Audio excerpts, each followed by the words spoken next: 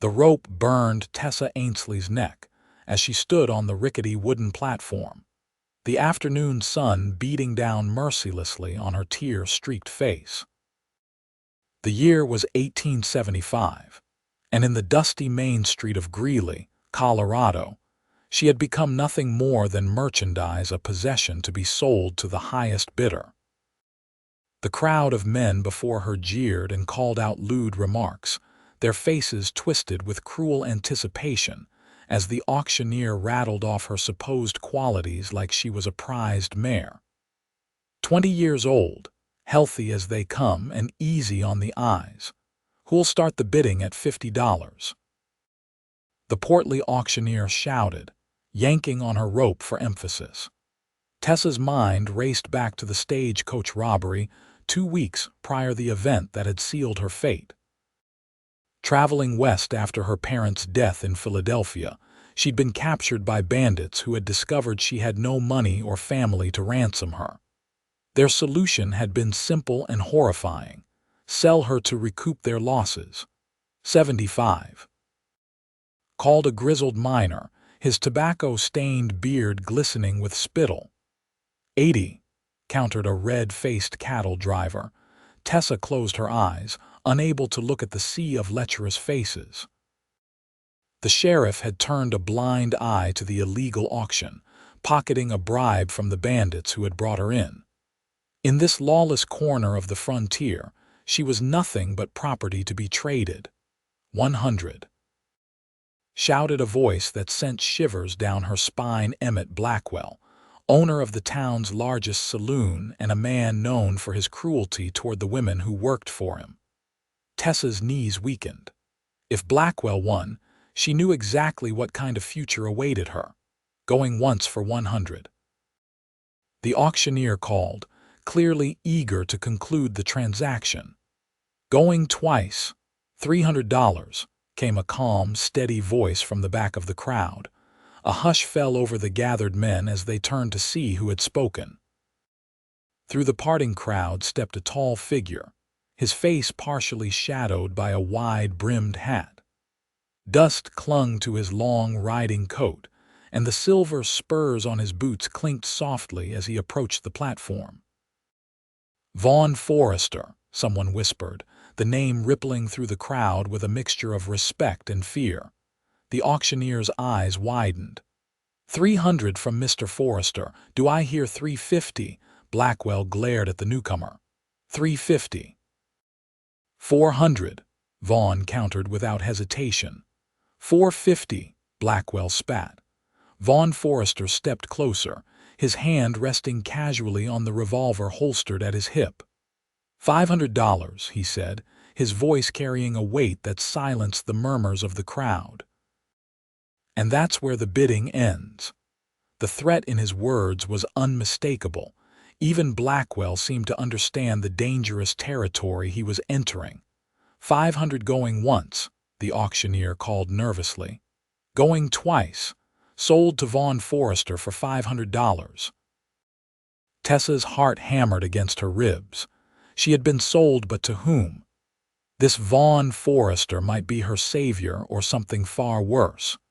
The crowd's reaction suggested he was not a man to be trifled with.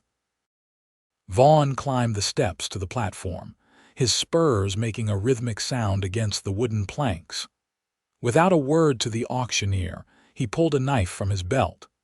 Tessa flinched, expecting the worst, but instead he reached up and sliced through the rope around her neck. The coarse hemp fell away, and Tessa gasped as she rubbed the raw skin beneath. "This isn't right," Vaughn announced, his voice carrying across the now silent street. "No person should be sold like cattle." He turned to Tessa, his eyes a startling blue against his sun-weathered face. "You're free, miss. No one owns you." The auctioneer sputtered indignantly. "Now see here, Forrester, a deal's a deal. You bid $500. Vaughn reached into his coat pocket and withdrew a stack of bills, tossing them at the auctioneer's feet. "There's your blood money." "But this woman walks free." "You can't do that," Blackwell shouted from the crowd. "If you don't want her, put her back up for auction. In one fluid motion, Vaughn drew his revolver and aimed it at Blackwell. "I suggest you reconsider your position." The saloon owner's face paled and he took a step back, hands raised. "No quarrel with you, Forrester, just business." "This isn't business," Vaughn said, his voice hard as iron. "This is a human being." He turned to Tessa. "Do you have anywhere to go, miss?" She shook her head, finding her voice at last. "No, sir. I was traveling west when I was taken." Vaughn nodded once. "Then I offer you safe passage to my ranch outside of town.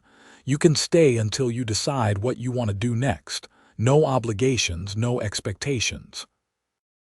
Tessa studied him, searching for any sign of deception. All her life, she'd been taught to be wary of men offering help. There was always a price. Yet something in Vaughn Forrester's steady gaze suggested he might be different. "Why would you help me?" she asked. "Because it's the right thing to do," he answered simply. With few options and nowhere to turn, Tessa made her decision. "Thank you, Mr. Forrester." The crowd dispersed as Vaughn led Tessa to where his horse waited, a magnificent chestnut stallion that pawed impatiently at the ground. He helped her mount before swinging up behind her.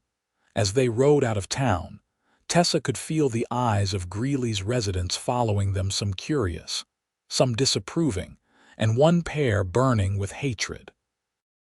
Emmett Blackwell stood outside his saloon, watching them go with a promise of vengeance in his gaze. "Don't worry about him," Vaughn said quietly, as if reading her thoughts. "Blackwell's all talk when he's facing someone who can stand up to him." "He doesn't seem like a man who forgets easily," Tessa replied. "Neither am I," Vaughn assured her. The town of Greeley fell behind them as they rode into the open country. Tessa felt a strange mix of fear and relief as they traveled. She was free from the auction block, but she was placing her trust in a man she knew nothing about, a man with a reputation that had made hardened frontiersmen step aside. "My ranch is about 10 miles outside of town," Vaughn explained as they rode. "It's not much, but it's peaceful. You'll be safe there." "How can you be sure?" Tessa asked. Vaughn was silent for a moment. "Because I've made it that way." The sun was beginning to set when they crested a hill and Tessa saw Vaughn's ranch for the first time. It was larger than she had expected, a sprawling main house with several outbuildings, corrals filled with horses, and cattle grazing in the distance. Smoke curled from the chimney of the main house, suggesting someone was home. As they approached, an older man emerged from the barn, wiping his hands on a rag. He nodded to Vaughn but raised his eyebrows when he saw Tessa. "Howard, this is Miss Tessa," Vaughn said as he helped her dismount. "She'll be staying with us for a while." Howard, a weathered man with kind eyes and gray-streaked hair, tipped his hat to her. "Madam, any friend of Vaughn's is welcome here." "Howard's my foreman," Vaughn explained. "Been with me since I started this place 6 years ago." "Pleased to meet you, sir," Tessa said, finding comfort in the man's fatherly demeanor. "Let's get you settled," Vaughn said, leading her toward the main house. Inside, Tessa was struck by the unexpected coziness. The main room was furnished with sturdy wooden furniture, bookshelves lined one wall, and a fire crackled in the stone hearth. It was neither opulent nor sparse, simply comfortable and well-maintained. "My sister Alina stays here sometimes," Vaughn explained, showing Tessa to a small but pleasant bedroom. "These are her things, but she won't mind you using them. There are dresses in the wardrobe that might fit you." Tessa ran her fingers over a simple blue dress hanging in the wardrobe. "Your sister won't be upset by my presence. Alina's traveling back east to visit our aunt. She won't return for at least 2 months. Vaughn lingered in the doorway. "There's a washroom down the hall. Take your time getting settled." "Dinner will be ready in about an hour. Howard's wife, Martha, does the cooking." When he had gone, Tessa sat on the edge of the bed, overwhelmed by the day's events. That morning, she had woken up a prisoner with a noose around her neck. Now she was in a comfortable bedroom in a rancher's home. The sudden reversal of fortune was disorienting. She moved to the small mirror hanging on the wall and examined herself. Her face was dirty, her hair a tangled mess, and the rope had left an angry red mark around her neck. The woman staring back at her looked fragile and wounded. "Not anymore," she whispered to her reflection. Whatever happened next, she would not be a victim again. After washing up and changing into the blue dress, which fit her reasonably well, Tessa made her way to the dining room. Vaughn was already seated at the table, along with Howard and a plump, cheerful woman who introduced herself as Martha. "My stars, child, you look half-starved," Martha exclaimed, filling Tessa's plate with a generous portion of beef stew and cornbread. "Those brigands who had you surely didn't feed you proper." "No, madam, they didn't," Tessa admitted, realizing how hungry she truly was as the savory aroma reached her nostrils. "Well, you eat up now. There's plenty more where that came from." The meal passed with polite conversation. Howard and Martha did most of the talking, telling stories about the ranch and the surrounding area. Vaughn remained mostly silent, watching Tessa with an expression she couldn't quite read. "How long have you owned this ranch, Mr. Forrester?" Tessa asked, attempting to draw him out. "Just Vaughn, please," he replied. "I've had the land for 6 years, built it up from nothing." "Vaughn came out here with nothing but a horse, a rifle, and a dream," Howard added. "Now he's got the finest spread in the county." Vaughn looked uncomfortable with the praise. "It's been a lot of hard work. We've been fortunate." "Fortunate," Martha scoffed. "It was grit and smarts that did it, not fortune. The man worked from sunup to sundown for years." After dinner, Vaughn invited Tessa to join him on the porch. The night was cool, and a blanket of stars stretched across the sky. The silence between them was not uncomfortable, but Tessa had questions that needed answers. "Why did you do it?" she asked. "Why spend $500 to free a stranger?" Vaughn leaned against the porch railing, his profile outlined by the soft glow from the windows.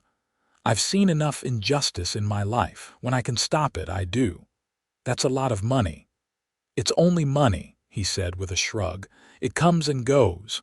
The men in town seemed afraid of you." A faint smile touched his lips. "I have a reputation that's useful sometimes." "What kind of reputation?" Vaughn was quiet for so long that Tessa thought he might not answer. Finally, he said, "I fought in the war, came back changed, like many men did. I drifted for a while, did some things I'm not proud of. When I came to Colorado, I was looking for a fresh start, but trouble has a way of finding me. Or maybe I have a way of finding it." "Is that why you stepped in today? Because trouble found you?" He turned to look at her fully now, his blue eyes serious in the dim light. "No, Miss Tessa, today I chose the trouble. I couldn't ride past and pretend I didn't see what was happening." "Tessa," she corrected softly. "Just Tessa," he nodded. "Well, Tessa, you're welcome to stay as long as you need. When you're ready to move on, I'll help you get wherever you want to go." "Thank you," she said, meaning it more than she could express. "I don't know where that might be yet, but I appreciate the time to figure it out." We all need that sometimes, time to figure out our next step. As they stood in companionable silence, watching the stars, Tessa felt something she hadn't experienced in weeks: safety. She didn't know what the future held, but for tonight, at least, she was free and protected. The following morning, Tessa woke to the sounds of a working ranch men calling to each other, horses neighing, the distant lowing of cattle.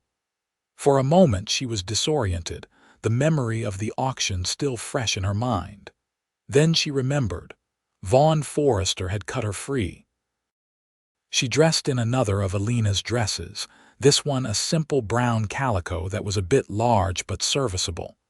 When she ventured into the kitchen, Martha was already there, kneading dough at a large wooden table.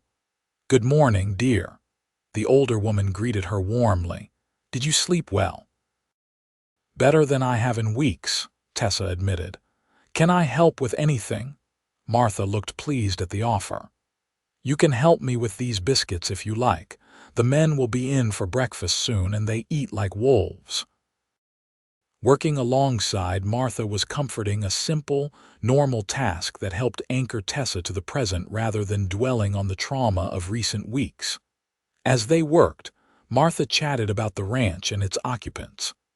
"Howard and I have been with Vaughn since the beginning," she explained. "We had a small homestead that failed after 3 bad seasons. Vaughn hired Howard when no one else would take on a man his age and me along with him. He's a good man, though he doesn't like to show it much." "He seems complicated," Tessa ventured. Martha nodded knowingly. "That he is. The war left its mark on him, like it did on so many. He doesn't talk about it, but I know he saw terrible things. When he came west, he had nightmares so bad they'd wake the whole house. They're less frequent now, but they still come." Before Tessa could inquire further, the kitchen door swung open and several ranch hands filed in, followed by Vaughn and Howard. The men removed their hats and nodded respectfully to the women. "Gentlemen, this is Miss Tessa," Vaughn introduced her. "She'll be staying with us for a while." The ranch hands 5 men ranging from a fresh-faced boy, who couldn't be more than 19, to a grizzled older cowboy with a magnificent mustache, all murmured greetings. None asked questions about her presence, though she caught curious glances. Breakfast was a boisterous affair compared to the previous night's dinner. The ranch hands joked and shared stories, discussing the day's work ahead. Vaughn participated more than he had at dinner, giving instructions and occasionally joining in the good-natured ribbing. Tessa observed him closely. In town, he had seemed dangerous and intimidating. Here, among his men, he was still commanding but more relaxed. The ranch hands clearly respected him, but there was no fear in their interactions. After breakfast, as the men prepared to head out for the day's work, Vaughn approached Tessa. "I need to ride out to check on the north pasture today," he said. "Would you like to come along? It might be good for you to get familiar with the area." Surprised by the invitation, Tessa nodded. "I'd like that, thank you."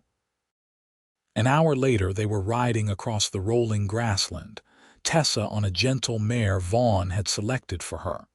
The day was clear and bright, the sky a vast blue canopy above them. After the confinement of her captivity, the open space was exhilarating. "You ride well," Vaughn observed. "My father taught me when I was young," she explained. "We had a small farm outside Philadelphia, nothing like this though." She gestured to the expansive landscape around them. "What brought you west?" he asked. Tessa's hands tightened on the reins. "My parents died last winter influenza. There was nothing left for me in Philadelphia, and I had received a letter from my mother's cousin in San Francisco offering me a position as a governess for her children. I was on my way there when the stagecoach was attacked." "I'm sorry about your parents," Vaughn said quietly. "Losing family is hard. You speak from experience," he nodded. "My parents died when I was 16. Elena was only 12. Our aunt raised us after that, but it was never the same." They rode in silence for a while, cresting a hill that offered a panoramic view of the ranch. In the distance, cattle grazed peacefully, and a stream wound its way through the property like a silver ribbon. "It's beautiful," Tessa breathed. "It is," Vaughn agreed, a note of pride in his voice. "When I first saw this land, I knew this was where I wanted to build something lasting." They continued their ride, checking on cattle and fences. Vaughn pointed out landmarks and boundaries, explaining the operation of the ranch. Tessa found herself genuinely interested, asking questions about the cattle breeding and the challenges of ranching in Colorado. As the sun climbed higher, they stopped by a stream for a rest. Vaughn produced a small bundle of food. Martha had packed bread, cheese, and dried apples. "May I ask you something personal?" Tessa ventured as they ate. Vaughn looked wary but nodded. "The men in town. They seemed afraid of you. Martha mentioned you did things after the war that you're not proud of. What kind of man were you before the ranch?"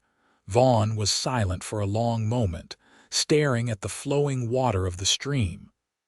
"A lost one," he finally said. "After the war, I couldn't settle. I drifted, took work where I could find it, some of it not entirely legal. I had a reputation as someone who was good with a gun and didn't ask too many questions." "A hired gun?" Tessa asked softly. "Sometimes," he admitted. "But I had lines I wouldn't cross. I never hurt women or children, never took money to kill someone who didn't deserve it. Still, I'm not proud of those years." "What changed?" A ghost of a smile crossed his face. "Elena. My sister tracked me down, told me our aunt was sick, worried about what would become of me. She made me promise to do something worthwhile with my life. So I came west, used what money I had to buy this land, and started building something instead of tearing things down."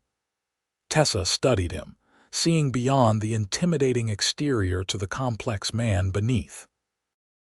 "And now you rescue women from auction blocks." "That was a first," he admitted. "But I couldn't ride past, not when," he stopped abruptly. "Not when what?" Tessa pressed. Vaughn looked away. "During the war, I saw things people treated as less than human. I swore if I ever had the power to stop something like that, I would." The vulnerability in his admission touched Tessa deeply.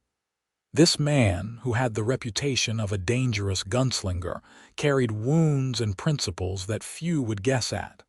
"Thank you for telling me," she said. He nodded once, clearly uncomfortable with having revealed so much. "We should head back. There's a storm brewing to the west." Indeed, dark clouds were gathering on the horizon. They mounted their horses and rode at a faster pace toward the ranch, arriving just as the first fat raindrops began to fall. That evening, as rain lashed against the windows, Tessa sat in the main room with Vaughn, Martha, and Howard. The ranch hands had returned to their bunkhouse after dinner, leaving just the four of them around the fire.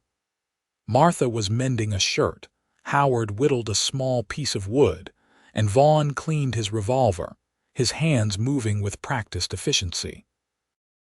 Tessa had found a book on the shelf, a collection of Shakespeare's works, and was reading quietly.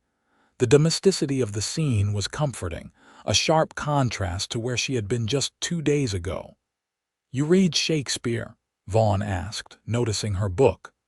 "My father loved his works," she replied. "He used to read them aloud to my mother and me in the evenings." "Which is your favorite?" "Much Ado About Nothing," she answered with a smile. "I always loved Beatrice's spirit." "A woman who speaks her mind," Vaughn observed. "That suits you." The comment wasn't meant as flattery, just a simple observation, but it pleased Tessa nonetheless. "What about you?" she asked. "Do you have a favorite?" "Henry V," he replied without hesitation. "A story about a man trying to prove he's more than his past." The insight into his character wasn't lost on Tessa. Before she could respond, there was a sudden pounding on the front door. Vaughn was on his feet immediately, his hand dropping to his revolver. Howard stood as well, moving to the window to peer out. "It's Tim from the Henderson place," Howard reported, recognizing the bedraggled figure on the porch. Vaughn opened the door and a young man stumbled in, soaked to the skin and gasping for breath. "Mr. Forrester," he panted. "Pa sent me." Blackwell and his men, they're burning out the small ranchers north of town. They already hit the Wilkins place and the old Peterson homestead. Pa thinks we're next. Vaughn's expression hardened. "How many men does Blackwell have with him?" 8, maybe 10, Tim replied, all armed. Howard, get the men, Vaughn ordered. We ride in 10 minutes. Vaughn, it's pouring out there, Martha protested. All the more reason to hurry, he replied grimly. If Blackwell's burning places in this rain, he means business. He turned to Tim. You stay here, son, get warm. We'll handle this. I'm coming with you, the young man insisted. It's my family. Vaughn studied him for a moment, then nodded. All right, but you follow my orders exactly. As the men prepared to leave, Tessa approached Vaughn. This is because of me, isn't it? Blackwell is retaliating because you stopped the auction. Vaughn shook his head. Blackwell's been trying to drive out the small ranchers for months. He wants to control all the water rights in the area. This isn't about you, it's about power and greed. But Tessa wasn't convinced. The timing seemed too coincidental. Be careful, she said. Always am, he replied, checking his revolver one last time before holstering it. As Vaughn and his men rode out into the stormy night, Tessa couldn't shake the feeling that she had brought trouble to his doorstep. What had been meant as a rescue might have sparked a range war. Martha seemed to read her thoughts. Don't blame yourself, dear. Vaughn and Blackwell were bound to clash eventually. Those two men represent opposite sides of everything that matters. What do you mean? Tessa asked. Martha sighed, setting aside her mending. Emmett Blackwell believes might makes right, that the strong should take what they want and the weak should suffer. Vaughn, well, he's seen what that kind of thinking leads to. He believes in standing up for those who can't stand up for themselves. Even if it puts him in danger, especially then, Martha said firmly. That's who he is beneath all that grim exterior, a protector. The storm raged through the night and Tessa found sleep impossible. She sat by the window of her room, watching the rain and worrying about Vaughn and his men. It was past midnight when she heard the sound of horses in the yard. Hurrying to the main room, she found Martha already there, lighting lamps. Together, they waited anxiously as the front door opened. Howard entered first, supporting one of the ranch hands who had a bloody bandage wrapped around his arm. Behind them came the other ranch hands, all soaked and mud splattered but apparently unharmed. Last came Vaughn, his face grim and a streak of blood on his cheek. Is everyone all right? Martha asked, already moving to examine the wounded man's arm. Frank took a bullet, but it's just a graze, Howard reported. We got to the Henderson place just as Blackwell's men were setting fire to the barn. We drove them off. What about the Hendersons? Tessa asked. Shaken but unharmed, Vaughn replied, removing his dripping coat. We helped put out the fire and left 2 of our men there in case Blackwell decides to return. And Blackwell? Martha asked. A dangerous light entered Vaughn's eyes. He got away, but he won't try anything else tonight. Once Frank's wound had been properly cleaned and bandaged, and the other men had returned to the bunkhouse with hot coffee and whiskey to ward off the chill, Tessa found herself alone with Vaughn in the main room. He sat before the fire, staring into the flames, a glass of whiskey untouched in his hand. You're hurt, Tessa said, noticing the cut on his cheekbone that had left the streak of blood. It's nothing, he dismissed. Ignoring his protest, she fetched a clean cloth and the basin of water Martha had left. Kneeling beside his chair, she gently began to clean the cut. You don't have to do that, he said, but he didn't pull away. I want to, she replied simply. You risked your life tonight for people you barely know. The Hendersons are good people. They don't deserve to be driven off their land by a man like Blackwell. Tessa worked in silence for a moment, then asked, Will he stop now? Vaughn's jaw tightened. No. Men like Blackwell don't stop until they're forced to, but neither will I. You could get killed, she said softly. We all die eventually, he replied. The question is what we stand for while we're alive. The simple conviction in his words moved her. This was a man who had found his moral compass and followed it unflinchingly, regardless of the danger. "There," she said, finishing with his cut. "It's not deep. It shouldn't leave a scar." "I have plenty already," he said with a half-smile. Their eyes met, and for a moment, something unspoken passed between them, a recognition, perhaps, that they were no longer merely rescuer and rescued, but something more complex. Vaughn broke the connection first, rising from his chair. "You should get some rest. It's late." "So should you," she countered. "I will," he promised. "Thank you for—" He gestured vaguely to his cheek. "Thank you for coming back safely," she replied. In the days that followed, tensions in the area remained high. Vaughn and his men took turns keeping watch, and twice they rode out to thwart attempts by Blackwell's men to intimidate other small ranchers. Word spread quickly that Forrester Ranch was offering protection to those who needed it, and several families sent their women and children to stay there for safety. Tessa found herself taking on a natural role as hostess, helping Martha care for their guests and keep the household running smoothly. She discovered that she enjoyed the work, the sense of purpose and community it provided. She also found herself drawn more and more to Vaughn. She observed him with the children who now ran about the ranch, noting how his stern demeanor softened when he interacted with them. She watched him with his men, saw the respect he commanded not through fear but through fairness and strength of character. And she noticed how his eyes followed her when he thought she wasn't looking. A week after the confrontation at the Henderson place, Tessa was hanging laundry in the yard when she heard approaching hoofbeats. Shading her eyes against the sun, she saw a cloud of dust on the road that signaled multiple riders. Vaughn emerged from the barn, rifle in hand, and several of the ranch hands appeared as well, all armed and alert. They relaxed slightly when the riders came into view. It was Sheriff Miller from Greeley, accompanied by 2 deputies. "Forrester," the sheriff called as he dismounted. "We need to talk." Vaughn's expression was coolly neutral as he approached the lawman. "Sheriff, what brings you out to my ranch?" "Complaints," Miller replied, his gaze sweeping over the property and lingering on Tessa. "Emmett Blackwell says you and your men have been threatening his workers, interfering with his legitimate business." "Legitimate business," Vaughn repeated, his voice dangerously quiet.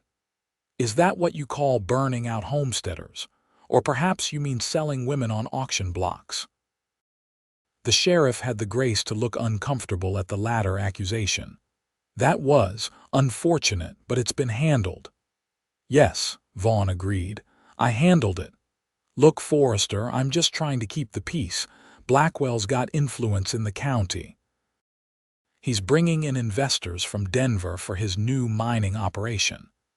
And he needs the water rights from the small ranchers to make it work," Vaughn concluded. "So you're willing to look the other way while he terrorizes innocent people?" Miller bristled. "I enforce the law when it's convenient," Vaughn cut him off. "When it doesn't upset the men with money."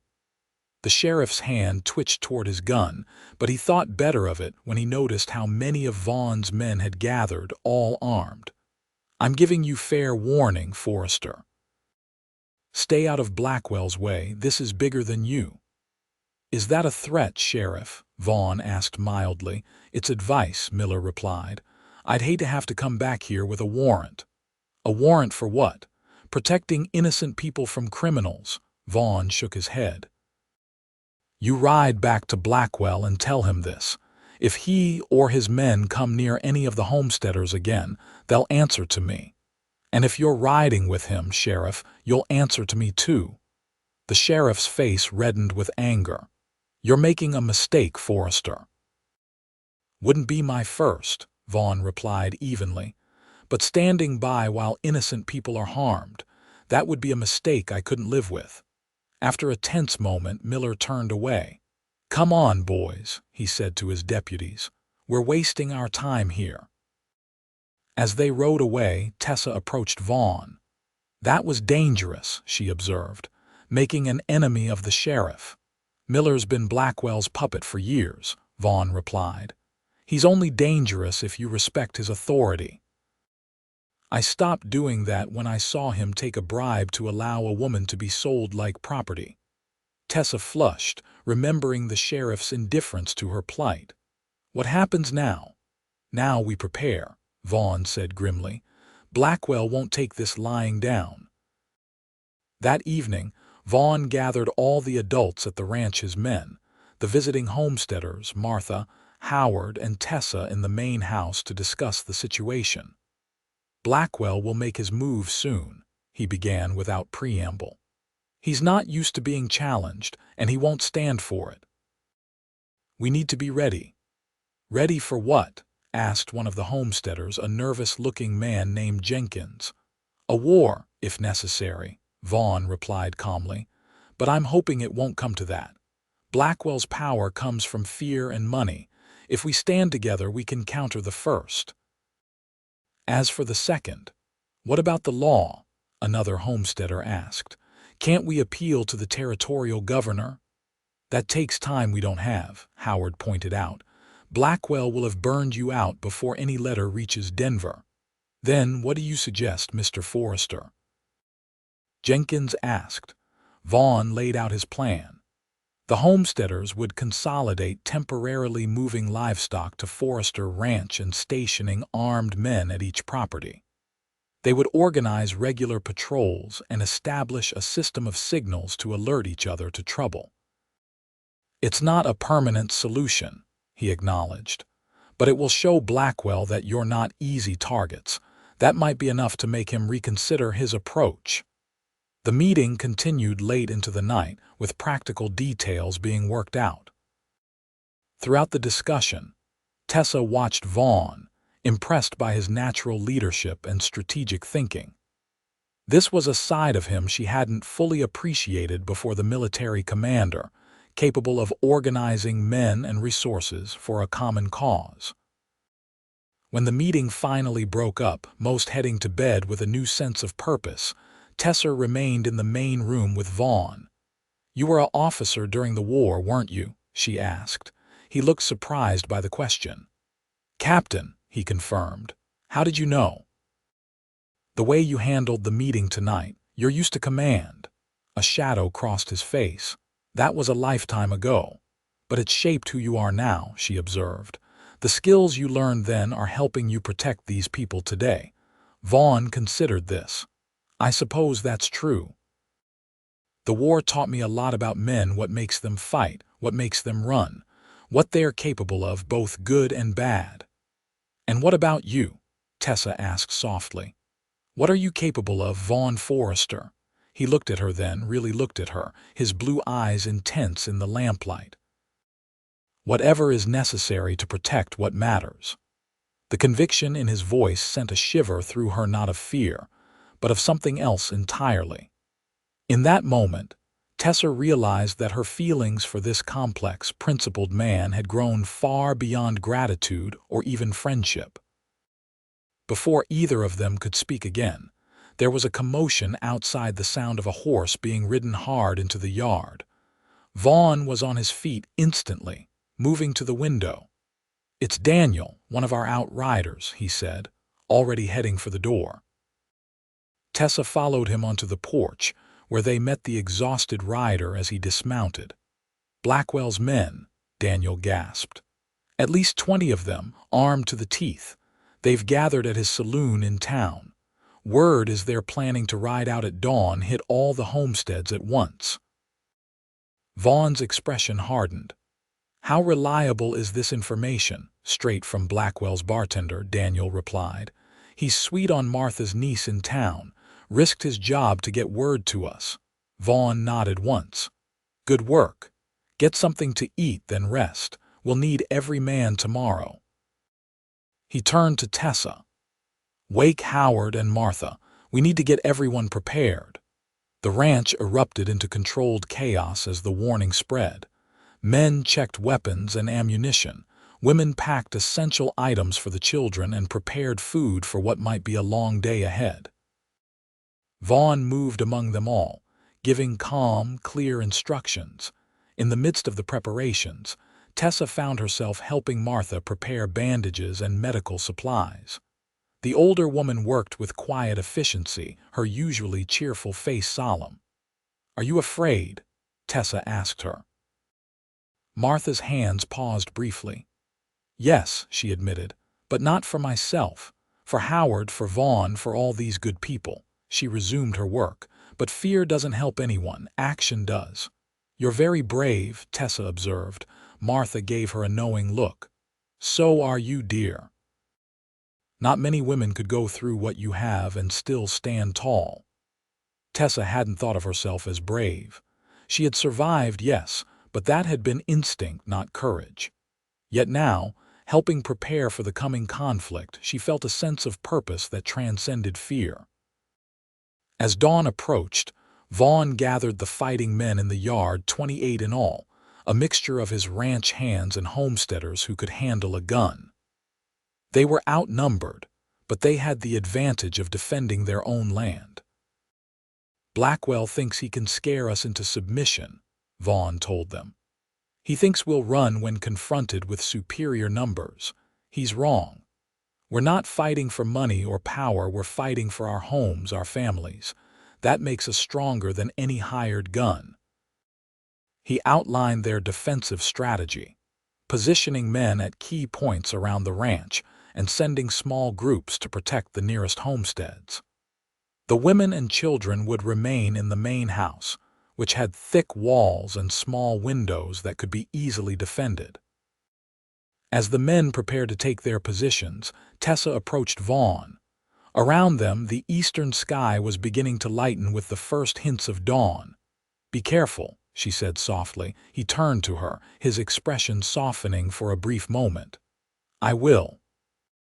"Vaughn," she began, suddenly needing to speak what was in her heart. He gently placed a finger on her lips, stopping her words. "Tell me later," he said, "when this is over."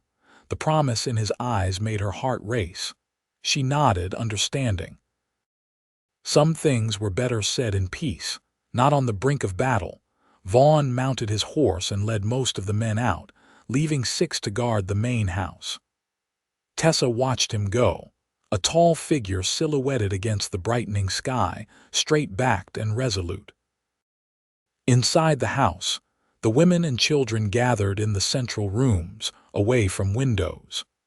Martha organized them, assigning tasks to keep idle hands busy and frightened minds occupied. Tessa helped where she could, but found herself repeatedly drawn to the windows, straining to see or hear any sign of what was happening. The wait was excruciating. The sun rose fully, casting long shadows across the yard. Minutes stretched into hours with no news, no sound of conflict. The children grew restless, the women increasingly tense. Then, shortly before noon, they heard the distant crack of gunfire coming from the direction of town. "It started," Martha said grimly. The gunfire continued sporadically for what seemed like an eternity, but was probably less than an hour. Then came a new sound, hoofbeats, approaching fast. Tessa peered cautiously through a window and saw a rider coming hard down the road, one of Vaughn's men. She realized with relief. But her relief turned to alarm when she saw he was slumped in the saddle, clearly injured. The guards rushed to help him as he reached the yard. Through the window, Tessa could hear snatches of urgent conversation. "Ambush. Blackwell knew, trying to draw us out. Vaughn said to warn you." Martha was already gathering medical supplies. "Bring him in," she called to the guards. The wounded man, whom Tessa recognized as Jake, one of the younger ranch hands, was carried into the house. Blood soaked his left shoulder and his face was pale with pain and blood loss. "What happened?"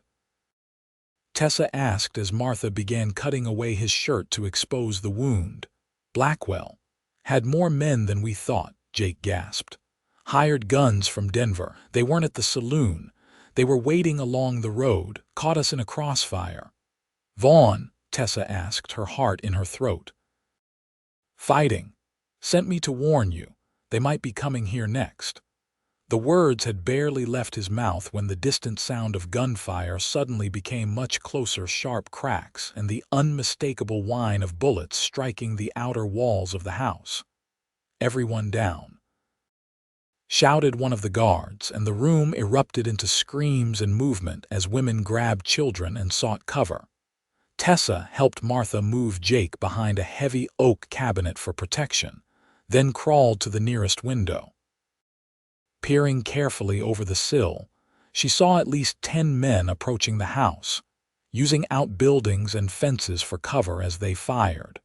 The guards returned fire from the windows, forcing the attackers to keep their heads down. But it was clear they were outnumbered at least 2 to 1.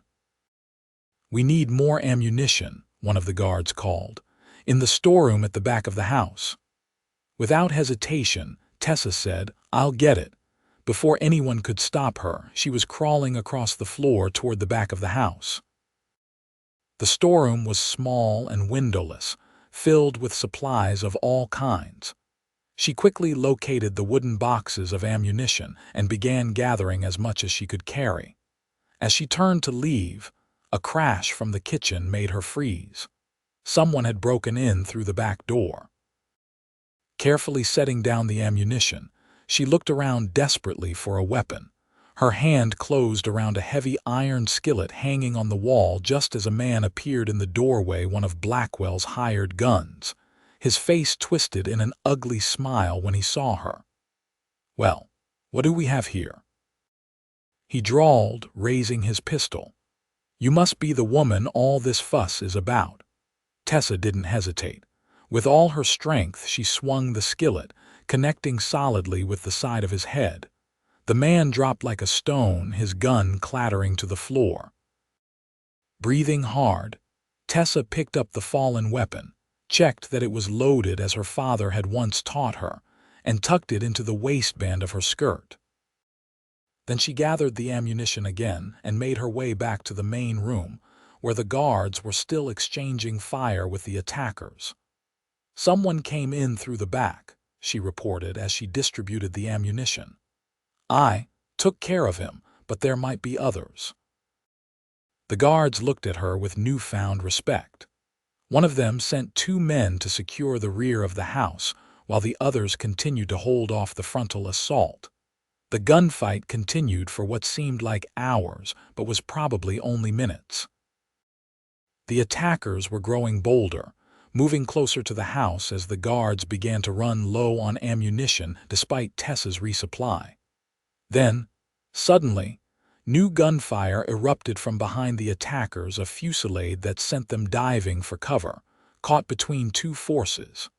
"It's Vaughn!" one of the guards shouted, recognizing the distinctive sound of Vaughn's rifle. The tide turned quickly after that. Caught in a crossfire, Blackwell's men began to fall back, several dropping weapons and raising hands in surrender. Within minutes, the shooting had stopped entirely.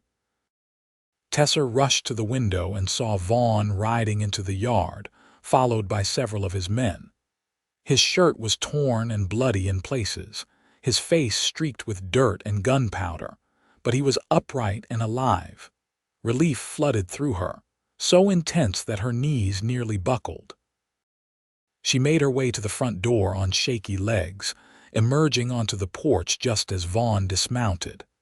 Their eyes met across the yard, and without a word, they moved toward each other. When they met, Vaughn pulled her into his arms, holding her tightly as if assuring himself she was real and unharmed. "You're safe," he murmured against her hair. "So are you," she replied, her voice choked with emotion. Around them, the aftermath of battle was being sorted out, wounded tended to, prisoners secured, damages assessed. But for that moment, they existed in their own world, connected by shared danger and something much deeper that had been growing between them since the day he cut her free. When they finally separated, Vaughn kept one arm around her waist, as if unwilling to let her go completely. "Blackwell?" Tessa asked. "Dead," Vaughn replied flatly. "He tried to shoot me in the back. Howard saw it and took him down." Tessa absorbed this news. She felt no joy at Blackwell's death, but she couldn't deny the relief that he would never threaten them or anyone again. "What about the sheriff?" she asked. "Hiding in his office in town," Vaughn said with a hint of disgust. "When this is all sorted out, I suspect Greeley will need a new lawman." As if on cue, a rider appeared on the road, a young man in a deputy's uniform, looking nervous but determined. He approached cautiously, hands clearly visible. "Mr. Forrester," he called, "I've come with news." Vaughn stepped forward, still keeping Tessa close. "What news, deputy?" "Sheriff Miller's resigned," the young man reported. "Left town heading east, and there's a telegram for you from the territorial governor's office." "Seems someone sent reports about Blackwell's activities weeks ago. There's an investigator on the way from Denver." Vaughn raised an eyebrow. "Someone sent reports," the deputy nodded. "Yes, sir. Detailed accounts of intimidation, corruption, illegal auctions, all signed by a concerned citizen." Vaughn glanced at Howard, who stood nearby, his expression innocently blank. Tessa suspected she was looking at the concerned citizen in question. "Well," Vaughn said, "it seems justice moves slowly, but it does move. Thank you, deputy." The young man hesitated. "Sir, with the sheriff gone, the town council asked if you might consider taking the position, temporarily at least, until things are sorted out." Vaughn looked genuinely surprised. "Me, a lawman?" "Yes, sir. The council figures you've already been doing the job without the badge. Might as well make it official." Vaughn was silent for a long moment, considering. Then he looked down at Tessa. "What do you think?" The question caught her off guard. That he would seek her opinion on such a matter, here in front of others, spoke volumes about how he valued her judgment. "I think," she said carefully, "that Greeley would be fortunate to have a sheriff who understands the difference between law and justice." A slow smile spread across Vaughn's face, the first full, genuine smile she had seen from him. "Well then," he said to the deputy, "tell the council I'll consider it. But first, we have wounded to tend to and a ranch to put back in order." The next few days were busy ones at Forrester Ranch. Wounds were treated, damage repaired, and the dead, thankfully few on their side, were buried with solemn respect. The homesteaders began returning to their properties, emboldened by their collective stand against Blackwell and his men. Tessa found herself at the center of much of the activity, working alongside Martha to care for the injured and organize the household. She discovered a strength and capability within herself that she hadn't known. Existed a natural leadership that complemented Vaughn's more authoritative style. A week after the battle, with life beginning to return to normal, Vaughn found Tessa alone on the porch, watching the sunset paint the western sky in brilliant oranges and purples. "You've been avoiding me," he said, leaning against the railing beside her. Tessa smiled slightly. "Not avoiding. Just giving you space to handle everything." "And what if I don't want space?" he asked quietly. "What if what I want is to be near you?" Her heart skipped a beat. "Vaughn." "That day, before the fighting started," he continued, "you were about to tell me something. I asked you to wait until it was over. Well, it's over now." Tessa took a deep breath. "I was going to tell you that I love you," she said simply. "That somehow, in the midst of all this danger and chaos, I found something I wasn't looking for, someone who makes me feel safe and valued and seen." Vaughn's eyes, usually so guarded, were open and vulnerable now. "I love you too, Tessa. From the moment I saw you on that auction block, something in me recognized something in you. I told myself I was just doing the right thing, but it was more than that. It was fate, maybe." He took her hands in his. I know we've known each other only a short time, and there's still so much to learn about each other. But I know enough to be certain of this. I want you in my life. Not as someone I rescued, not as a guest, but as my partner, my equal, my wife if you'll have me. Tears filled Tessa's eyes. Are you proposing to me, Vaughn Forrester? Inelegantly, perhaps, he admitted with a rueful smile, but sincerely. Then yes, she said, her voice thick with emotion. Yes, I will marry you. He pulled her into his arms then, and when their lips met, it felt like coming home after a long, difficult journey. They were married 2 weeks later in a simple ceremony at the ranch, with Howard officiating one of his many skills, apparently, and Martha weeping happily throughout. The ranch hands and neighboring homesteaders all attended, along with many townspeople from Greeley who had come to respect Vaughn's courage in standing up to Blackwell. Vaughn had indeed accepted the position of sheriff, but only temporarily, he insisted. His true calling was the ranch, and he intended to return to it full-time once a suitable replacement could be found. After the ceremony, as guests celebrated with food and music in the yard, Vaughn and Tessa slipped away for a moment of privacy. "Mrs. Forrester," he said, testing the name. "It suits you." "I think so too," she agreed, her eyes shining. "Though I'm still getting used to the idea of being a rancher's wife and a sheriff's wife. You've given me quite a complicated life, Vaughn." "Too complicated?" he asked, a hint of worry in his voice. "No," she assured him. "Perfect in its complications. A few months ago I thought my life was over. Now I see it was just beginning." He pulled her close, his arms strong and secure around her. "I never expected to find love," he admitted. "After the war I thought that part of me was dead. You brought it back to life." "And you gave me freedom," she replied. "Not just from that rope, but to become who I was meant to be." As the sun set on their wedding day, Tessa reflected on the strange, winding path that had brought her to this place. The tragedy of losing her parents, the terror of captivity, the despair of standing on that auction block all had led, somehow, to this moment of perfect happiness. The rope that had once bound her had become the thread that connected her to Vaughn, to this land, to a future brighter than any she could have imagined.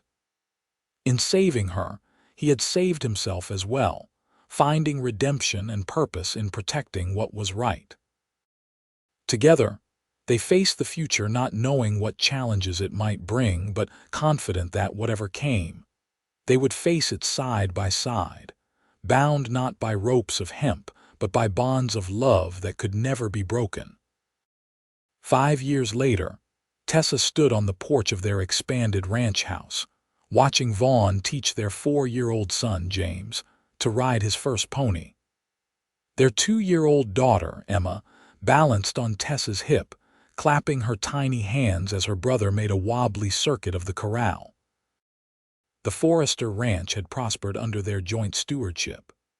Vaughn had indeed found a replacement sheriff, a former Army officer with a strong sense of justice, allowing him to return full-time to ranching. Under Tessa's influence, they had expanded beyond cattle to include crops and even a small orchard, making the ranch more self-sufficient and providing jobs for many in the area. Howard and Martha still lived with them, though Howard had scaled back his duties as he aged. They were like grandparents to James and Emma, filling the void left by the children's biological grandparents, whom they would never know. Greeley itself had changed, growing into a more orderly and prosperous town.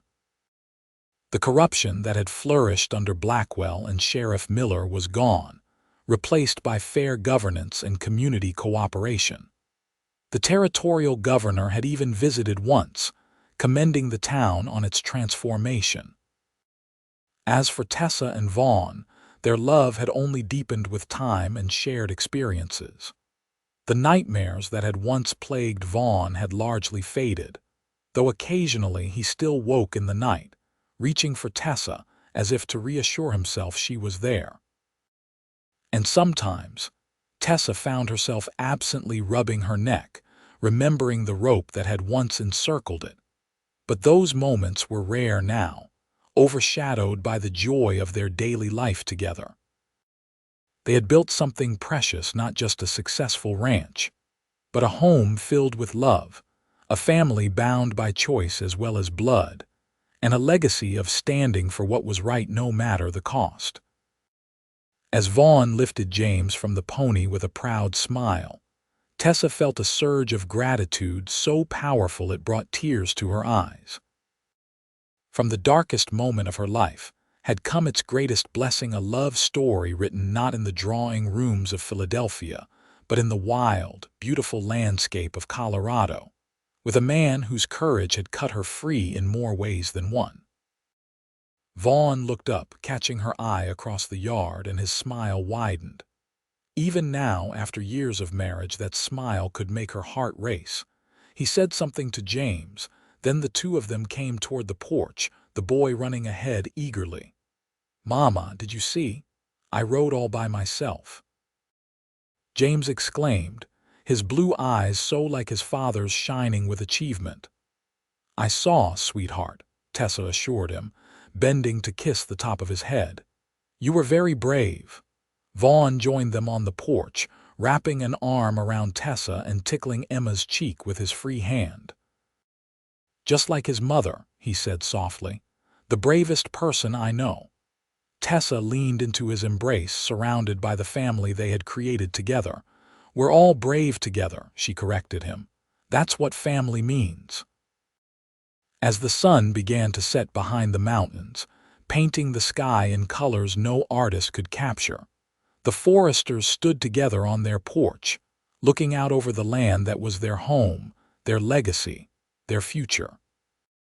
The rope that had once threatened to end Tessa's life had instead been the beginning of a new one, a life defined not by captivity but by freedom, not by fear but by love. And in the end, that was the greatest miracle of all.